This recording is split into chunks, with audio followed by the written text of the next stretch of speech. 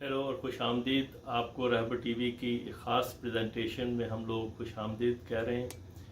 और आज का जो टॉपिक है वो हर बंदे को अफेक्ट करता है, चाहे आप बच्चे हैं, जवान हैं, बूढ़े हैं, किसी भी एज उस कैटेगरी में हैं तो आपको ये अफेक्ट करेगा। और इसकी मैनिफेस्टेशन जो इसका इजहार है वो मुख्तलिफ तरीक़ों से होता है। पर मोस्ट कॉमनली हम कहते हैं कि फ़लाने बंदे को एलर्जी हो गई या फ़लाने बंदे को एलर्जिक रिएक्शन हो रहा है।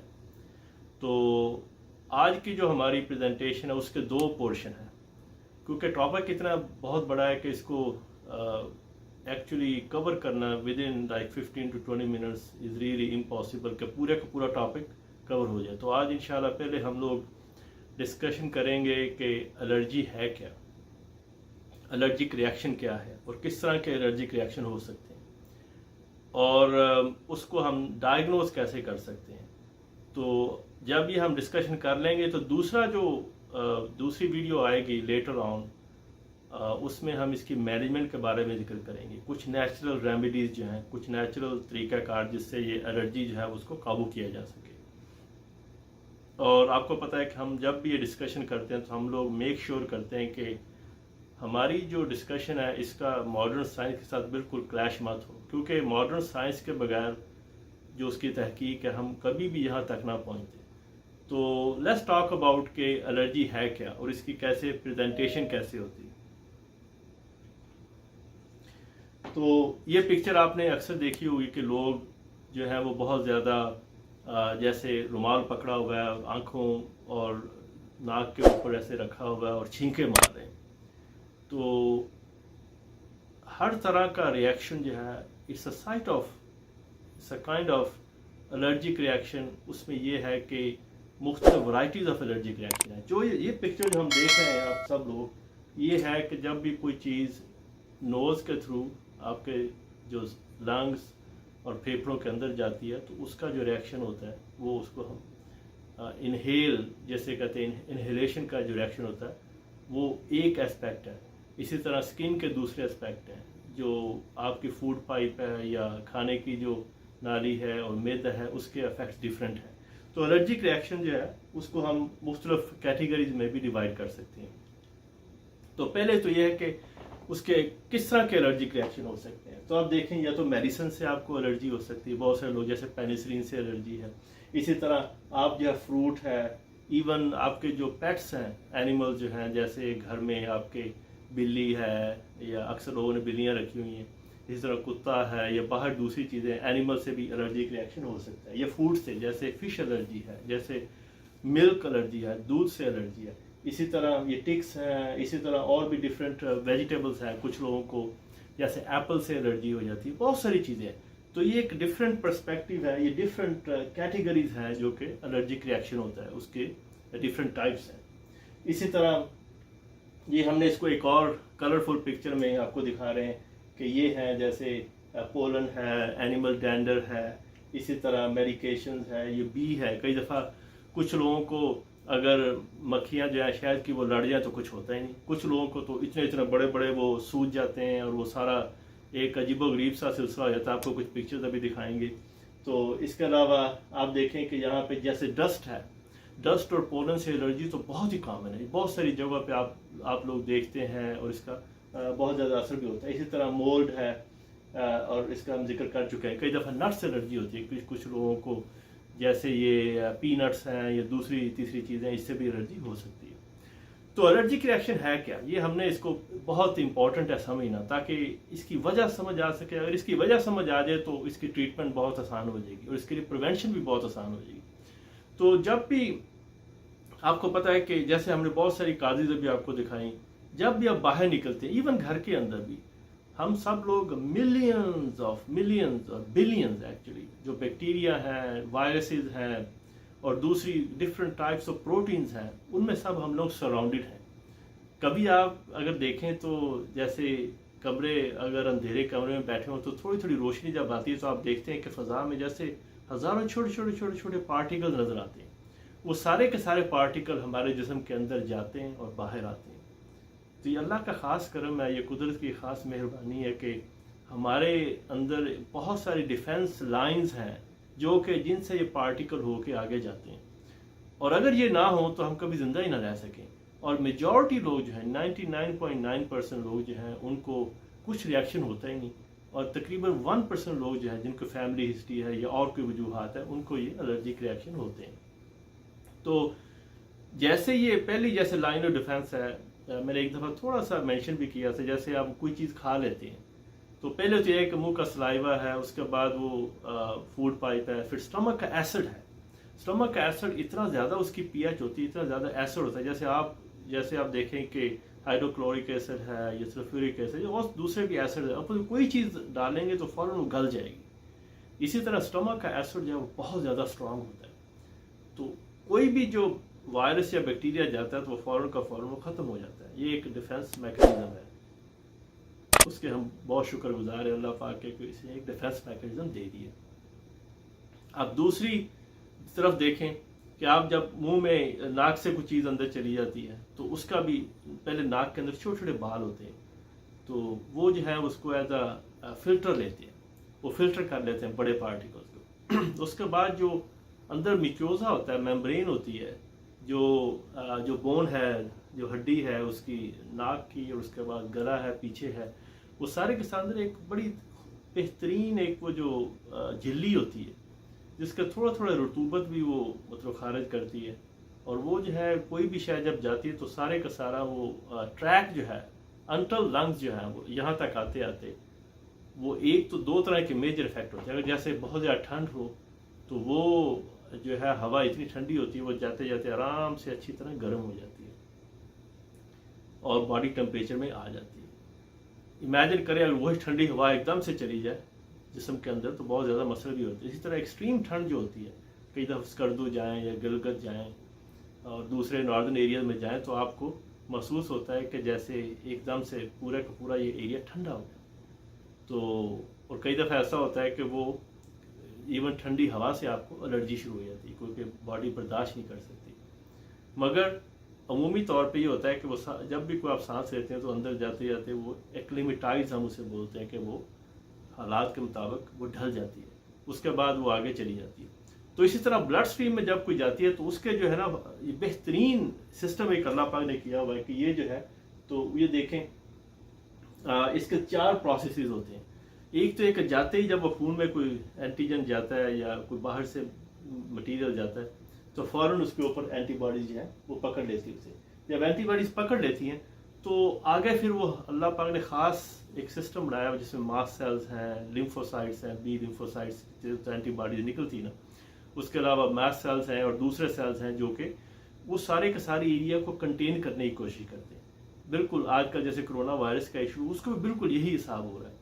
तो वो जब उसको पकड़ लेते हैं तो जो सेल्स हैं वो कई दफ़ा उसमें सिक्रीशन निकलती है उसको डिस्ट्रॉय करने के लिए। वो सारे का सारा जो बाहर का मटेरियल है, जो एंटीजन है, जो बाहर से हमला आवर हो गया दुश्मन, वो जो है उसका रिएक्शन जो है ना वो कई दफ़ा एग्जैजुरेटेड हो जाता है। मोस्ट ऑफ द टाइम तो हमें पता भी नहीं चलता हमारे विदाउट अस नोइंग कि वो सारे का सारा प्रोसेस इज टेकन केयर। जब अगली दफ़ा दोबारा वो अटैक होता है तो उसी तरह वो उसको पकड़ लेता है।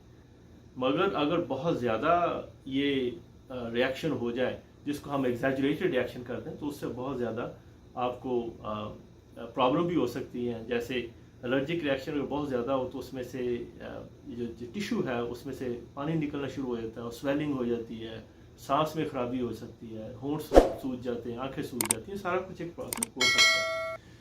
तो ये देखें एक प्रोसेस जो है यहाँ से शुरू हुआ एलर्जी का, उसके बाद ये एंटीबॉडीज़ और ये सारे का सारा मिलके तो ये वही एक प्रोसेस मास्ट सेल्स की प्रोडक्शन उसमें शुरू होता है। तो ये जो है अब इसके जो है वो प्रोसेस जो है वो काफ़ी एक्चुअली 4 तरह के प्रोसेस होते हैं।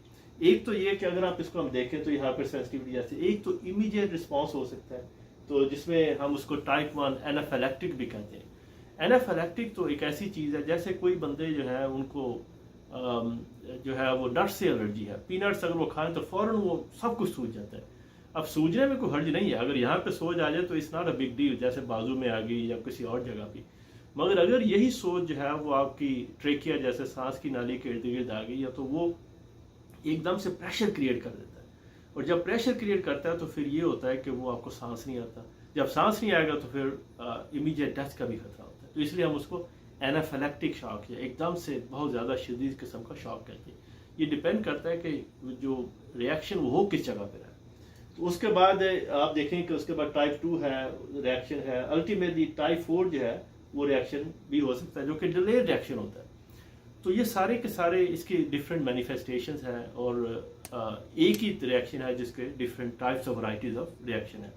तो ये देखें हम देख रहे थे, जैसे अगर ये रिएक्शन हो जाए, देखें ये कितना बड़ा होंठ सूजा होगा, ये आंखें सूजी हुई हैं, ये गला सूजा हुआ है, इसी तरह फेशियल जो सारे का सारा है। एनाफिलैक्टिक रिएक्शन जिसमें आपको ब्लड प्रेशर एकदम से डाउन हो जाए या आपका और ज़्यादा इश्यूज हो जाए, तो उसके लिए सबसे बेहतरीन ट्रीटमेंट जो है वही है, जैसे एपीपेन कहते हैं। वो फ़ौरन जो कुछ लोगों ने रखा होता है अपने पास, तो वो एपीपेन बहुत नेसेसरी है, एसेंशियल है, लाइफ सेविंग। अगर नहीं है तो डेथ का भी खतरा हो सकता है। तो इसलिए कुछ लोगों को जो इवन पीनट से है या सी फूड से एलर्जी है या और दूसरी चीज़ों से एलर्जी है, उनके लिए बहुत ज़रूरी है कि वो एपीपेन अपने साथ रखें। ये देखें, अगर ज़ुबान इस तरह फूल गई तो आपको सांस तो आएगा ही नहीं। और देखिए का सारा ये एरिया है, इस तरह बच्चे में ये स्किन रिएक्शन है। और ये देखें किस तरीके से ये जो है बंदा गला पकड़ के खड़ा हुआ है, क्योंकि ये एनाफिलैक्टिक टाइप ऑफ रिएक्शन है। मगर इसके अलावा कुछ रिएक्शन जो है वो सिंपल भी हो सकते हैं कि वो आपको सिर्फ स्किन की एलर्जी है, जैसे कॉन्टैक्ट है, कुछ लोग लेटेक्स से एलर्जी है जैसे, वो भी उनमें भी काफ़ी सारा ये इशू रहता है। तो उसके बाद ये किन लोगों को होती है एलर्जी, ये बहुत समझने की ज़रूरत है। अगर आपके एक पेरेंट या दोनों पेरेंट्स को एलर्जी है, अगर दोनों पेरेंट्स इन्वॉल्व हैं, तो 70% चांस है कि आपको भी एलर्जी होगी।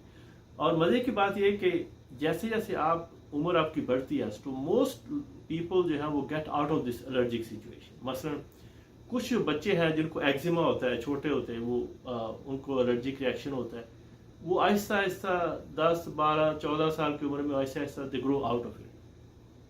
बॉडी जो है उससे वो रहना सीख जाती है, अल्टीमेटली जो है वो बॉडी एडजस्ट कर जाती है। तो उस दौरान में जो पहले 14 या 15 साल है, उसमें वो बच्चे को मतलब केयर करने की भी ज़रूरत है। उसकी जैसे एज़मा हो जाता है, वीजिंग शुरू हो जाती है, तो फ़ौरन अगर इन्हेलर देंगे तो उससे काफ़ी बेनिफिट हो जाएगा, क्योंकि वो एक स्पैज़म क्रिएट कर देता है जिसकी वजह से वो सारा मसाइल शुरू हो जाते हैं। तो इसलिए इसको बात को समझने की बड़ी ज़रूरत है कि अगर आपकी फैमिली हिस्ट्री है तो हाई चांस है कि आपको भी एलर्जिक रिएक्शन हो जाएंगे 70%। तो उसके बाद कुछ और प्री डिस्पोजिंग फैक्टर है, कुछ there is a lot of theories, मगर एक थ्योरी जो है वो स्ट्रेस है। हमने इसके बारे में पहले भी डिस्कशन की है। स्ट्रेस जो है वो तो बहुत बड़ा किलर है। मेरे नज़दीक ये सबसे बड़ी बीमारी इस वक्त है। हमारे जो जवान हैं, बूढ़े हैं और बहुत सारे लोग हैं under a lot of stress, और कोरोना की वजह से बेचारे अंदर बैठे हुए हैं, और उस वजह से भी जैसे कहते हैं लॉकडाउन काइंड ऑफ सिचुएशन, उससे और भी स्ट्रेस बढ़ जाता है। स्ट्रेस जो है वो बहुत सारी बीमारियों की जड़ है, और there is a lot of data information भी है कि जो बच्चे जैसे शुरू में स्ट्रेस में होते हैं तो उनको भी एलर्जिक रिएक्शन होते हैं, उनको भी और बहुत सारी चीज़ों के इश्यूज होते हैं। तो वो एक साइकोलॉजिकल स्ट्रेस जो है वो भी एक बहुत बड़ा फैक्टर है। इसके अलावा एंडोक्राइन इशू जो आपके हैं बॉडी में, जो किडनीज के ऊपर जो पोल्स रखे हुए हैं, वो छोटे छोटे ग्लैंड्स होते हैं, उनका भी मसला हो सकता है, आपका लिवर का भी मसला हो सकता है। और इसके अलावा और बड़ी सारी चीज़ें फैक्टर्स हैं जिनकी वजह से आपको सिम्टम्स हो सकती हैं। तो इसके अलावा कुछ लोगों को मुंह के या सांस के जो है वो साइनसाइटिस हैं या दूसरे तीसरे इश्यूज हैं, वो सेकेंडरी भी हो सकते हैं और प्राइमरी रीज़न भी इसकी वजह बन सकते हैं। तो इसके अलावा आपने ये देखना है कि अब इससे प्रिवेंशन कैसी है।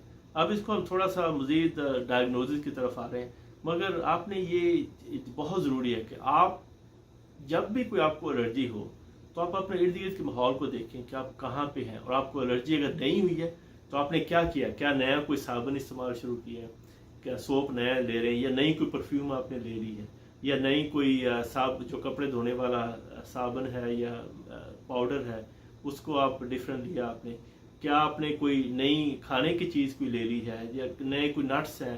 There are so many things ना, आपने बिल्कुल अपनी रूटीन में रोज़ाना आपने देखना है कि नई चीज़ क्या आई है और किस वजह से आपको ये एलर्जिक रिएक्शन हो रहा है। तो ये बहुत ज़रूरी है समझने के लिए। जब अगर आप ये समझ गए तो यकीन करें ज़िंदगी बहुत आसान है। अगर ये समझ नहीं आए तो आपको हर दफ़ा एलर्जिक रिएक्शन हो रहा है तो उससे मसला होता है। जैसे कई दफ़ा फार्मी चिकन से कुछ लोगों को एलर्जी शुरू हो गई थी, तो वो भी एक नया सिलसिला था। तो डायग्नोस कैसे करते हैं? अगर जैसे हम एक्सक्लूजन को कहते हैं, अगर आप एक्सक्लूड नहीं कर सकते तो फिर different varieties of taste available हैं जिससे आप अंदाज़ा कर सकते हैं कि भाई ये कैसे इसको डायग्नोज करें। उसको हम जैसे कहते हैं स्किन टेस्ट भी करते हैं, खून में जो IgE उसको भी चेक कर सकते हैं और पैच टेस्ट भी कर सकते हैं। तो ये जो है वो सारे बड़े अच्छे टेस्ट हैं। मैं आपको थोड़े से टेस्ट दिखाना चाह रहा हूँ। जैसे ये है, आप देख रहे हैं कि मुख्तलिफ जो मटीरियल है उनको थोड़ा थोड़ा करके डिफरेंट एरियाज में जो है वो बैक में यूजली करते हैं, बाजू पर भी कर सकते हैं, और उससे आपको पता चल जाएगा कि आप का जो है वो कौन सा एलर्जिक रिएक्शन है। जैसे कैट है, टेंडर है, या मोल्ड है, या और दूसरी चीज़ें हैं, उनसे आपको पता चल जाएगा कि अभी किस वजह से रिएक्शन हो रहा है। तो एनाफिलैक्सिस का हम पहले आपको दिखा चुके हैं कि उसकी वजह से ये काफ़ी सारे इश्यूज हो सकते हैं, और चेस्ट टाइटनेस है, होर्सनेस ऑफ वॉइस है, और बहुत सारी दूसरी इश्यूज जो है वो उनको हो सकती है। और एपिपेन का भी मैंने जिक्र कर दिया कि ये उसकी वजह से हो सकती है। तो कई दफ़ा इसकी जो ट्रीटमेंट सिर्फ एक करके इंशाल्लाह हम इसके बाद इसको मज़ीद दूसरी वीडियो के लिए रखेंगे, मगर मोस्ट ऑफ द टाइम हम डिसेंसिटाइजेशन कर देते हैं। अगर आपको किसी वजह से कैट से एलर्जी है या आपको डस्ट से एलर्जी है, तो हम लेबॉर्ट्री में कई दफ़ा आपको उसको डिसेंसिटाइजेशन बोलते हैं, कि आपको जैसे कहते हैं कि आपको उस माहौल से आपको आसानी से आगाही हो जाए। वो ये करते हैं कि छोटी छोटी डोज हम देना शुरू करते हैं, आहिस्ता आहिस्ता आहिस्ता आहिस्ता बढ़ाते जाते हैं। होम्योपैथिक डोजेज भी हम बोलते हैं उसे। उसके बाद वो करके तो आपकी बॉडी को एडजस्ट कर देते हैं। सेकंड वीडियो में हम इंशाल्लाह डिस्कस करेंगे मैनेजमेंट इसकी मज़ीद। Thank you so much for your